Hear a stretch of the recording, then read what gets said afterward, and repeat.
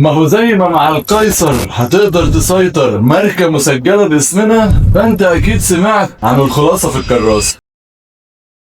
الحكاية بدأت من 8 سنين لما كنا بنحاول نسهل على الطلاب بتوعنا ان هم يراجعوا قبل الامتحان، فقررنا ان احنا نعمل لهم مذكرة مراجعة وسميناها الخلاصة في الكراسة. من الاخر كده هي كانت مذكرة بالظبط 15 ورقة كانوا بيذاكروها في اسبوع المراجعة اللي قبل الامتحان، وكنت بعمل عليها تحدي والناس سامعة وعارفة ان التحدي ده كان اللي يجيب سؤال في الامتحان مش موجود في الخلاصة ياخد قصاده 100 جنيه. وخد بالك بقى الخلاصة دي مش لسنة واحدة، ده كانت ماسكة السنين كلها من سنة أولى إعدادي لحد سنة تانية ثانوي. بس هنا الطلاب اللي هم مش طلابنا كان بيقابلهم مشكلة. إيه هي المشكلة؟ إن إحنا كنا عاملين الخلاصة دي حكر بس على طلابنا، مفيش أي حد تاني ياخدها ولا يستفيد بيها. بس السنة دي سنة استثنائية، فإحنا قررنا إن الخلاصة هيكون مفتوحة للجميع علشان الكل يستفيد. وخد بالك التحدي لكل الناس،